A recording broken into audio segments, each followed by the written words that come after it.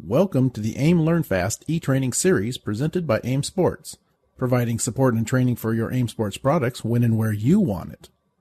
This AiM Sports LearnFast training module is Configuring a SoloDL for an ECU Connection. The AiM Sports SoloDL is much more than a simple GPS lap timer. With the ability to connect to your vehicle's ECU or engine control unit, the SoloDL is a true data logger. Like the SoloDL locates its GPS position and starts automatically displaying and recording lap times based on an internal list of the largest and most popular racetracks or from a racetrack that you add. However, in addition, the SoloDL with a simple connection logs all of the data coming from your vehicle's ECU, and all of the GPS and ECU data can be displayed on the SoloDL with user-defined layouts. And finally, after an easy download onto your PC, the data can be deeply analyzed using the free AiM Sports Race Studio 2 software for both driver and vehicle improvement. But first, the SoloDL must be configured to log and display ECU data.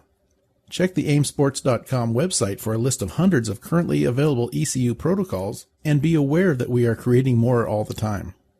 To begin setting up your SoloDL with an ECU protocol, open the System Manager section of your Race Studio 2 software. Once you have the software open, we want to configure the Solo device, so select the Device Configuration button. And that will open this panel showing all of the products that can be configured. In this case, click on the SoloDL button, and then click on the Go To button. If you have never created a configuration for your SoloDL before, this window opens and gives you three choices: create a new configuration, import a configuration file from another user or PC, or receive the configuration already set up on a SoloDL. In this case, we are going to create a new configuration, so click on the New button. And this new configuration window opens. At the top of the window is the connected data logger type. In this case, it is a SoloDL and is currently grayed out and cannot be changed as it has not been read from the PC connection. Next is the new configuration name, and we will come back to that in a moment. The next box is the ECU manufacturer. Click on the Open button for a list of all of the available ECU manufacturers. For this example, we are going to select Honda, so use the right elevator bar to scroll down to the Honda ECU. And there it is, select the Honda item. Now that we have selected the ECU manufacturer, we need to select the ECU model. Click on the Open button. Here we have four choices of Honda ECU models. In this case, we will select the Civic US model. The next three boxes are to set some global units for the data. First, click on the Open button to see the speed unit choices. The choices are kilometers per hour or miles per hour. We will select the mile per hour item. Click the Open button to see the temperature unit choices. The choices are centigrade or Fahrenheit. We will select the Fahrenheit item. Click on the Open button to see the pressure unit choices. The choices are bar or pounds per square inch. We will select the PSI item.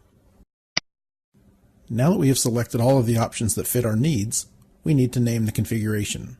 Just click into the new configuration name box and rename the configuration Honda.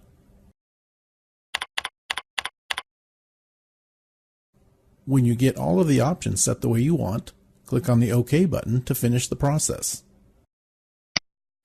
Now that the configuration has been created and saved, the System Manager shows you all of the channels that are now available. There are, however, several other functions I would like to talk about before moving on. First, let's click on the Configuration Manager button. This panel opens and shows you all of the different SoloDL configurations that you have created and stored. In this case, we only have the new Honda configuration. In this panel, you can create a new configuration, delete an existing configuration, clone or copy a configuration, as well as import or export configurations. Click on the OK button to close this window. The next area is the SmartyCam Function Setting button. Let's go ahead and click on it. This opens the Set Functions to Channels window. This function allows you to connect or assign channels regardless of their names, to any of the SmartyCam graphical overlays. Let's show how this works. The SmartyCam has graphical objects that include water temperature, so the system needs to know what channel you want to assign to the water temp function on the SmartyCam. So for the SmartyCam function of water temp, click on the corresponding Open button to see the choices. The software does have some intelligent filters to help narrow down the choices, and the choices here are HOECT, abbreviated for engine coolant temp, or HOIAT, abbreviated for intake air temp. If you want to see all of the channels without any filter, just check the Enable Channel for All Functions checkbox and all channels will be shown. But in this case, we will select the engine coolant temp item. After you have assigned the channels to the functions, click on the OK button to close this window. We also have some choices on what our gear position sensor is. It can be calculated, from the ECU, or not use one at all. In this case, let's click on the None button. The SoloDL can also manage one of our LCU1 Lambda sensors. To add a Lambda sensor, click on the Add LCU1 CAN Configuration button. This brings up all of the different settings for the LCU1. In this case, we do not want to add an LCU1, so we will click the Remove LCU1 CAN Configuration button.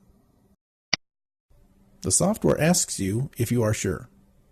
And we are, so click on the Yes button. And we have now created and saved a new SoloDL configuration. But always remember that we have just done all of this on our PC in the Ray Studio 2 software. The last step in the process is to always transmit the configuration to the SoloDL. To do this, make sure your SoloDL is turned on, connected to your PC, and then click on the Transmit button. After just a few moments, the software confirms that the configuration was transmitted to the data logger. Click on the OK button to finish the process and close the confirmation. This completes the Configuring a SoloDL for an ECU Connection video.